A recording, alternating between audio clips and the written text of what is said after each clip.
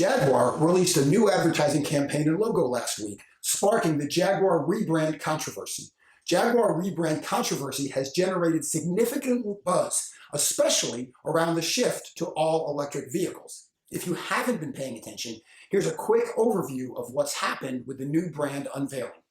Jaguar announced its intention to transition to an all-electric luxury brand by 2026. Their brand strategy includes a new logo, blending upper and lowercase letters, and a promotional campaign featuring high-fashion models. The campaign included slogans like "Copy Nothing" and "Delete Ordinary" to reflect Jaguar's commitment to innovation and modernism.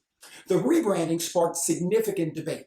Critics labeled it woke, questioning the absence of cars in the promotional material and the departure from traditional brand elements. In response, Jaguar's managing director said their goal was to distinguish Jaguar from conventional automotive brands and attract a younger, wealthier audience. A couple of days later, I posted my blog, The Bold Jaguar Rebrand, to discuss the company's change and what I thought was interesting about the new brand strategy.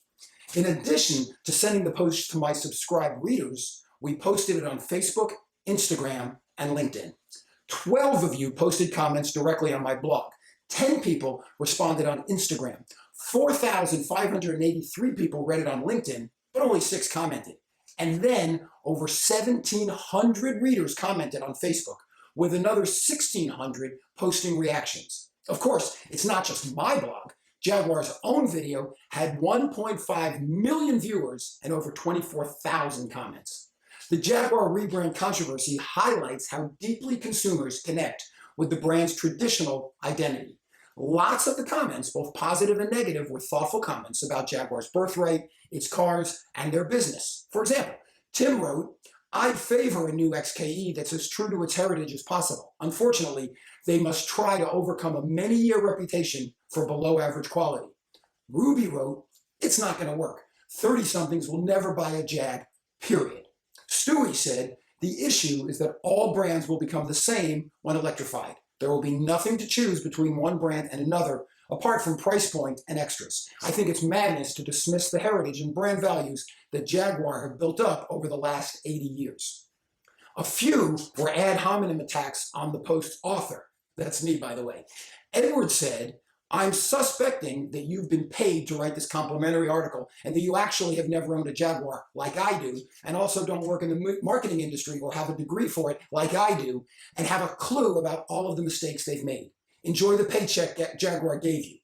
As I told Edward, I don't receive compensation for my posts. I ran a brand management company for 32 years. I have degrees in design and fine arts, and I've written 4 books on marketing. He was right only on point 2. I've never owned a Jaguar. What surprised me was how many comments were angry rants on what the readers perceived as Jaguar's affront to their values. There were lots of "go woke, go broke," lots of homophobic slurs, including a few I'd never even heard before, and plenty of screeds about how the world has changed for the worst. Imagine being so angry that you see a corporation attempting to revitalize its business as an affront to your own life. This quandary is especially meaningful when talking about a rarefied British luxury car, an expensive bauble that most people see as an indulgence. And considering that Jaguar has sold less than 9,000 vehicles in the US this year, an indulgence relatively few people have ever experienced. Looking at the Jaguar rebrand controversy through the lens of other brands' experiences, it's clear that innovation often comes with pushback. Consumers have expressed anger at insults, actual or perceived, from Budweiser, Harley-Davidson, Nike, Chick-fil-A, Hobby Lobby, and more. In fact, the 2024 presidential election can be seen as consumers making their decisions based on grievances, both actual and contrived. Despite facing consumer backlash over their value statements, the long-term impact on these brands has varied. Budweiser saw significant short-term sales declines after its controversial campaign, while Harley-Davidson's sales were largely unaffected. Nike's partnership with Colin Kaepernick initially sparked boycotts, but resulted in a 31% sales boost. Chick-fil-A and Hobby Lobby, despite ongoing controversies over their stances, have continued to grow, with Chick-fil-A ranking among the largest US fast food chains. Most of these brands have either recovered or thrived, showing resilience despite the backlash.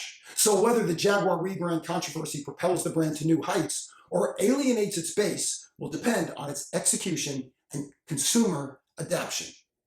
What do you think will happen?